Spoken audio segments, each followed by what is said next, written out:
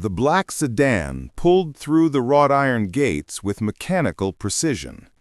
Alexander Kane, one of the wealthiest men in the country, sat rigid in the back seat, his steel-gray eyes fixed on the towering mansion ahead. The 3-week business trip to Tokyo had ended 2 days early, thanks to a deal that closed faster than expected. He had not called ahead. He never did. His staff knew to maintain perfection whether he was present or absent. The car's tires crunched softly against the pristine gravel driveway. Alexander's jaw was set in its usual hard line, his mind already shifting from international contracts to the solitude his estate promised. At 62, he had built an empire through ruthless efficiency and unwavering control. His home reflected that same philosophy, every surface polished, every corner calculated, every sound muffled by wealth and distance. As the sedan came to a stop, Alexander noticed something unusual. The front gardens, usually maintained with military precision, showed signs of activity. Fresh mulch had been spread around the rose bushes, and new flowers bordered the walkway. His head groundskeeper, Marcus, was meticulous, but this seemed different, more personal, more alive. Alexander stepped from the car, dismissing his driver with a curt nod. The mansion's front doors, massive oak panels that had cost more than most people's homes, stood slightly ajar, another anomaly. His staff knew better than to leave doors open, even by accident. The evening air carried unfamiliar sounds from within, voices that shouldn't exist in his carefully orchestrated silence. He paused at the threshold, his hand resting on the brass handle he'd had custom forged in Italy. Through the gap in the doors, he could hear them clearly now. Children's laughter. Not the controlled, distant sound of neighborhood kids playing streets away, but the immediate, unfiltered joy of children inside his home. Children who had no business being there. Alexander's blood ran cold. He had purchased this estate specifically for its isolation, its ability to shield him from the chaos of the world. He paid his staff generously for one primary service, maintaining the sanctity of his private space. Someone had betrayed that trust, and they would answer for it. He pushed the doors open with controlled force, the sound echoing through the marble foyer like a gunshot. The laughter stopped instantly, replaced by hushed whispers and the shuffle of feet. Alexander's footsteps rang out against the polished stone as he moved deeper into his home, following the trail of voices toward the main living area. The scene that greeted him defied every expectation he had built over 30 years of wealth and isolation. His pristine living room, with its white leather furniture and museum-quality artwork, had been transformed into something unrecognizable. Colorful blankets covered the expensive sofa. Children's toys scattered across the Persian rug he'd imported from Iran.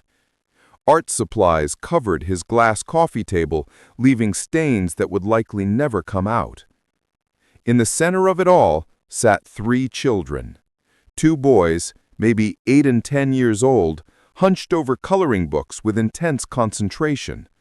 A little girl, no more than 6, carefully arranged plastic teacups on a tiny table, her tongue poking out in focus. They all froze when they saw him, their eyes wide with the particular terror children reserved for angry adults. But it wasn't the children who drew Alexander's attention. It was the woman kneeling beside them, her face pale but determined. Maria Santos, his housekeeper of 5 years. She wore her usual navy uniform, but it was wrinkled and stained with what looked like finger paint. Her dark hair, normally pulled back in a perfect bun, had escaped in wisps around her face. She looked exhausted, protective, and utterly unprepared for this confrontation. "Mr. Kane, Maria's voice was steady despite the tremor in her hands. "You're back early." Alexander's gaze swept the room again, taking in every detail of the chaos. His mind, trained to assess situations quickly, processed the evidence. The children's belongings weren't random. They'd been here for more than a day. Sleeping bags were stacked neatly in the corner. A small suitcase sat open near the fireplace, clothes folded inside with care. This wasn't a momentary lapse in judgment. This was a deliberate, ongoing betrayal. "What is this?" His voice carried the same authority that had silenced boardrooms and intimidated competitors. The children pressed closer to Maria, sensing the danger in his tone. Maria stood slowly, positioning herself between Alexander and the children. "They're my sister's children. She was in an accident last week. She's in the hospital, and there was nowhere else for them to go." "Nowhere else." Alexander repeated the words like they tasted bitter. "So you brought them into my home, without permission, without even a phone call?" The oldest boy, with dark hair that stuck up despite obvious attempts to smooth it down, stepped forward. "Don't be mad at Aunt Maria. It's our fault. We promised we'd be quiet, but Tommy knocked over the juice and Sophia wanted to paint and I tried to clean it up, but—" "Diego," Maria's voice was gentle but firm, "go sit with your brother and sister." Diego looked between them, his young face creased with worry, but he obeyed. Alexander watched this interaction with cold calculation. The children clearly trusted Maria completely. They saw her as their protector, their anchor in whatever storm had brought them here. The knowledge only deepened his anger. 5 years, Alexander said, his voice low and controlled. 5 years you've worked in this house. 5 years I've trusted you to maintain the standards I require. And this is how you repay that trust? Maria's chin lifted slightly, a gesture Alexander recognized from their few previous disagreements. She had backbone, which was why he'd kept her employed, despite her occasional questions about his methods. But backbone could only carry someone so far when they'd crossed a line this significant. "I repay your trust by doing my job," she said quietly. "Every day I clean your home, prepare your meals, manage your household. I've never asked for anything extra, never complained about the hours or the isolation. But when my family needed help, I couldn't just walk away. Your family is not my concern." The words came out harsher than Alexander intended, causing the little girl, Sophia, to whimper softly. The sound struck him unexpectedly, creating a brief crack in his armor of indifference. He forced himself to ignore it. Maria's eyes flashed with something Alexander had never seen from her before. Not fear or deference, but a fierce protectiveness that reminded him of a lioness guarding her cubs. "No, Mr. Kane, your concern is having a house that runs perfectly, and I've given you that. But these children are my concern. Their mother is fighting for her life in intensive care. Their father disappeared the moment things got difficult. I am all they have." "Then perhaps you should have considered that before taking a job that requires your full attention," Alexander countered. "This house is not a daycare center. I do not pay you to bring your personal problems into my space." The cruelty of his words hung in the air like smoke. Alexander had built his fortune on his ability to compartmentalize, to separate emotion from logic, personal from professional. But as he watched Maria's face crumble slightly before rebuilding itself with resolve, he felt an unfamiliar twinge of something that might have been shame. Tommy, the middle child, tugged on Maria's uniform skirt. "Are we in trouble? Did we make the mean man angry?" Maria knelt down to his level, her voice gentle. "You're not in trouble, mi amor. Mr. Kane is just surprised to see you here. He wasn't expecting visitors." Alexander bristled at being called a mean man by a child, even though the description wasn't entirely inaccurate. His reputation in the business world was built on precisely that perception. But hearing it from someone so young, so innocent, carried a sting he hadn't anticipated. "I want you all to pack your things," Alexander said, addressing Maria, but unable to ignore the way the children's faces fell. "I want you gone within the hour, all of you." Sophia started to cry then, not the dramatic wailing of a tantrum, but the quiet, heartbroken sobs of a child who understood that something precious was being taken away. The sound seemed to fill the vast room, echoing off the high ceilings and expensive art like an accusation. Maria gathered Sophia into her arms, whispering comfort in rapid Spanish. Over the child's head, her eyes met Alexander's with a mixture of disappointment and determination that unsettled him more than he cared to admit. "Fine," she said simply. "I'll pack our things. But I won't apologize for choosing them over this job. Some things matter more than money, Mr. Kane.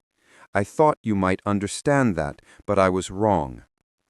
She stood, still holding Sophia, and began gathering the children's belongings with efficient movements. Diego and Tommy helped without being asked, their young faces serious with the weight of sudden displacement. Alexander watched this quiet choreography of departure and felt something cold settle in his chest. He had expected defiance, maybe tears, certainly begging. He had not expected this dignified acceptance, this gentle strength that made him feel like the villain in a story where he should have been the hero. Maria moved through his living room like she was tidying up after a pleasant visit, not fleeing from an ultimatum that would leave her jobless and homeless. "Where will you go?"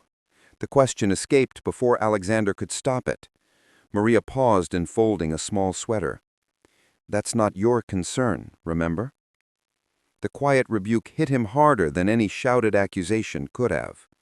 Alexander Kane, who had never apologized for a business decision in his life, found himself struggling with an unfamiliar sensation.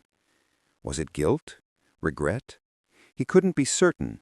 He only knew that watching this small family prepared to disappear into an uncertain night felt wrong in a way that threatened his carefully constructed worldview. "The hospital," he said suddenly. "How long has she been there, your sister?" Maria looked up, surprised by the question. 8 days. She had surgery to repair damage from the accident, but there were complications. The doctors don't know when she'll be able to come home or if she'll be able to care for the children when she does." "And her father?" "Gone." The word was flat, final. "He said he never signed up to be a single parent to 3 kids. He packed his things and left the day after Elena's accident." Alexander found himself studying the children with new eyes. They weren't just intruders in his space. They were refugees from a life that had collapsed around them, clinging to the one person who had chosen to stay. The oldest, Diego, was carefully rolling up the sleeping bags with the precision of someone who had learned to be helpful in a crisis.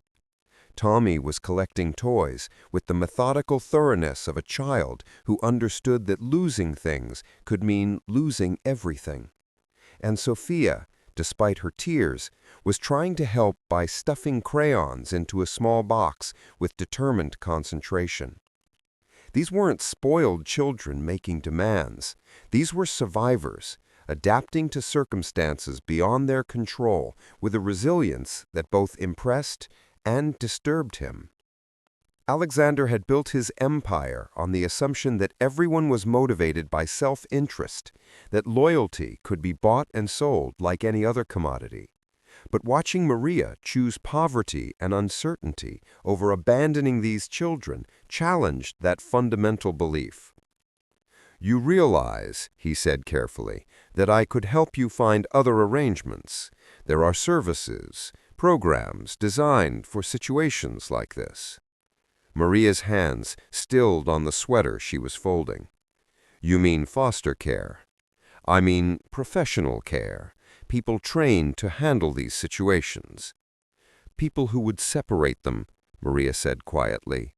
"Diego, Tommy and Sophia have lost their mother's presence, their father's protection, their home, their sense of safety. You want me to let strangers take away the only constant they have left? Each other?"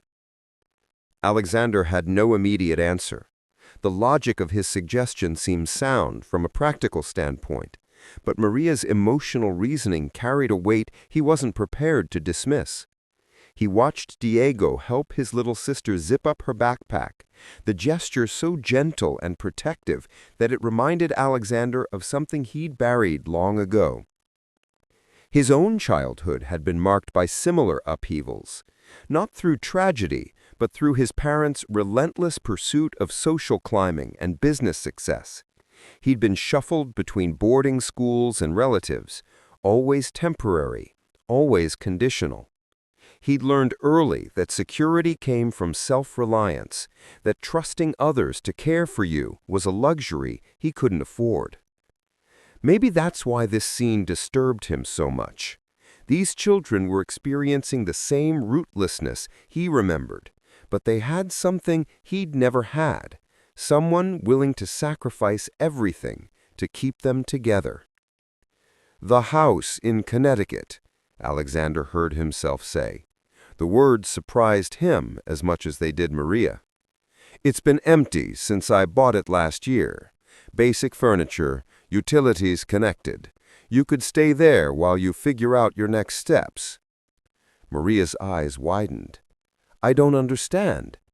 Neither did Alexander, but he continued. "Consider it severance, a month, maybe 2, while you find other work and make arrangements for the children." "Why would you do that?" Alexander looked at the children, now watching the conversation with cautious hope, and felt that unfamiliar sensation again. Not guilt exactly, but something closer to recognition. He saw himself in their uncertain faces, remembered what it felt like to be small and powerless and dependent on the decisions of adults who held your future in their hands.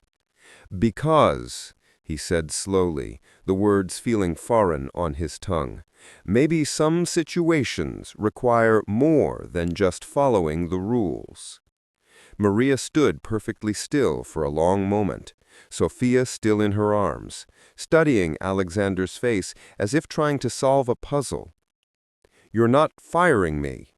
I'm giving you a leave of absence," Alexander clarified, needing to maintain some sense of control over the situation.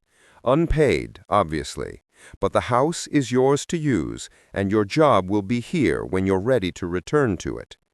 "And the children?" Alexander looked at them again, these small people who had inadvertently challenged everything he thought he knew about loyalty, family, and what constituted a real home. "They stay with you, all of them, together." The smile that spread across Maria's face was like sunrise after the longest night. It transformed her entire appearance, erasing the exhaustion and worry that had aged her beyond her 35 years. "Thank you," she whispered, the words carrying more weight than any contract Alexander had ever signed. Diego stepped forward, his young face serious. "We'll take good care of your house, Mr. Kane, we promise."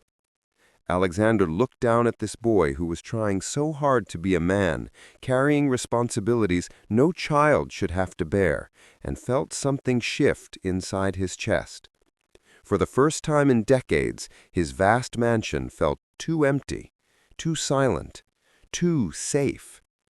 "I know you will," he said, and was surprised to discover he meant it. As Maria and the children gathered their belongings with new energy, chattering about the adventure ahead, Alexander retreated to his study. He closed the door behind him and stood in the familiar silence, surrounded by the awards and achievements that had defined his worth for so long. But for the first time, that silence felt less like peace and more like isolation. Through the window, he could see Maria loading the children into her old sedan, their faces bright with excitement about their temporary new home. Alexander Kane, who had spent his entire adult life avoiding exactly this kind of complication, found himself wondering what his empty house would feel like once they were gone. The question disturbed him more than he cared to admit, because for just a moment, watching that small family drive away into an uncertain but shared future, Alexander Kane envied their togetherness more than they could ever envy his wealth. The mansion settled back into its customary silence, but something had changed. In the space of an hour, 3 children and 1 determined woman had proven that even the most carefully constructed walls could develop cracks, and through those cracks, light had a way of finding its way in. 3 weeks passed before Alexander Kane made the drive to Connecticut. He told himself it was a routine property inspection, nothing more. But as his car wound through the tree-lined streets toward the colonial house he'd purchased on impulse, his hand gripped the steering wheel tighter than necessary. The house came into view, and Alexander felt his breath catch. The lawn, previously maintained by a landscaping service with mechanical precision, now showed signs of life. A small vegetable garden had been planted along the side fence. Children's bicycles leaned against the front porch. Chalk drawings decorated the driveway in bright, chaotic colors. Before he could second-guess himself, Alexander parked and walked to the front door. Through the window, he could see movement inside, hear the familiar sounds of family life that had once invaded his sanctuary. He raised his hand to knock, then hesitated. What was he doing here? The door opened before he could decide. Maria stood there, her face registering surprise, then something warmer. She looked different, rested. The perpetual worry lines around her eyes had softened. "Mr. Kane," she said, wiping her hands on an apron. "I wasn't expecting you." "I was in the area. Thought I'd check on the property." Maria's knowing smile suggested she saw through his excuse, but she stepped aside to let him enter. The house, which had felt cold and sterile when empty, now radiated warmth. Children's artwork covered the refrigerator. Books were scattered on the coffee table. The scent of something delicious drifted from the kitchen. "Uncle Alex!" Sophia's voice rang out as she appeared around the corner, paint smudged on her cheek. She stopped short, remembering his previous stern demeanor, but her face remained hopeful. "Hello, Sophia," Alexander said, surprised by how natural the greeting felt. "She's been asking about you," Maria said quietly. "They all have. You made quite an impression." Diego and Tommy emerged from the living room, more cautious than their sister, but curious. In the weeks since Alexander had last seen them, they seemed to have grown taller, more confident. The haunted look in their eyes had been replaced by something brighter. "How is your mother?" Alexander asked Diego directly. The boy's face lit up. "She's getting better. The doctors say she can come home next week. Aunt Maria takes us to visit her every day." Alexander nodded, feeling an unexpected warmth at the news. "That's excellent." "Would you like some coffee?" Maria offered. The children were just finishing their homework. As if on cue, Tommy held up a sheet of paper covered in careful handwriting. "I wrote a story about a lonely king who lived in a big castle. Want to read it?" Alexander found himself accepting the paper, studying the young boy's earnest words about a ruler who discovered that having everything meant nothing without people to share it with. The story was simple, but its message struck him with uncomfortable accuracy. "It is very good," he said, handing it back. "You have real talent." Tommy beamed, and Alexander felt something shift in his chest again. When was the last time his approval had brought such pure joy to someone? "Mr. Kane," Maria said, pouring coffee into a mug he recognized from his own kitchen. I've been meaning to call you. Elena, my sister, she wants to thank you personally. What you've done for us, giving us this place, it saved our family." Alexander accepted the coffee, uncomfortable with the gratitude. "I told you it's just temporary, until you get back on your feet. I know what you said, but I also know what you did, and so do they." She gestured toward the children, now settled around the kitchen table with their books and papers. They moved with the easy confidence of kids who felt safe, who knew they were wanted. Alexander realized that his impulsive gesture had given them something money couldn't buy: stability in the midst of chaos. "I've found a new job," Maria continued, "starting next month. The hours are better, and it pays enough for us to afford a small apartment nearby. Elena will stay with us while she recovers."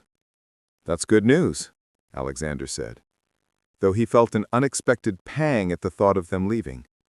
"But I was wondering," Maria's voice grew hesitant, "if you might still need a housekeeper. I know I can't live on the property anymore, but I could come in a few days a week, if you're willing to trust me again." Alexander studied her face, seeing the hope she was trying to hide. 3 weeks ago, he would have dismissed the idea immediately. But something had changed in the silence of his mansion, in the long evenings when he found himself remembering the sound of children's laughter echoing through his halls. "The job is yours if you want it," he said quietly. "Same terms as before." Maria's smile could have powered the entire house. "Thank you." "Uncle Alex?" Sophia appeared at his elbow, tugging on his jacket. "Do you want to see the flowers we planted?" Alexander looked down at the little girl who had somehow decided he was family, despite his efforts to remain distant. "I'd like that very much." As they walked through the small garden, Sophia chattering about marigolds and sunflowers, Alexander realized that the children had given him something he hadn't known he was missing. Not just their presence, but their trust. Their belief that beneath his stern exterior was someone worth knowing. "You know," Diego said, joining them in the garden, "you're not really a mean man. You're just sad." The observation, delivered with the casual wisdom of childhood, stopped Alexander cold. "What makes you say that?" "You live in that big house all by yourself. That would make anyone sad. But you helped us anyway, so you must be good inside." Alexander knelt down to Diego's level, seeing his own reflection in the boy's earnest eyes. "Maybe you're right." "You could visit us," Tommy added hopefully, "when we move to the new place. Aunt Maria makes really good cookies." Alexander felt the last of his carefully constructed walls crumble. These children, who had every reason to fear abandonment, were offering him inclusion. They were teaching him that family wasn't defined by blood or obligation, but by choice, by showing up, by caring enough to stay. "I'd like that," he said, meaning it completely. As the sun set over the Connecticut house, Alexander found himself sitting on the front porch, watching the children play in the yard while Maria prepared dinner. For the first time in decades, he felt part of something larger than himself. The billionaire who had built an empire on isolation had discovered that the greatest wealth wasn't measured in dollars, but in the connections that make life worth living. When it came time to leave, the children hugged him goodbye without hesitation. Alexander Kane, who hadn't been hugged by anyone in years, held them close and promised to return soon. As he drove away, his mansion no longer seemed like a sanctuary. It seemed like what it had always been, just a house, waiting for someone to make it a home. Some promises, Alexander had learned, were worth more than all the money in the world. And sometimes, the greatest return on investment came from the simplest act of human kindness.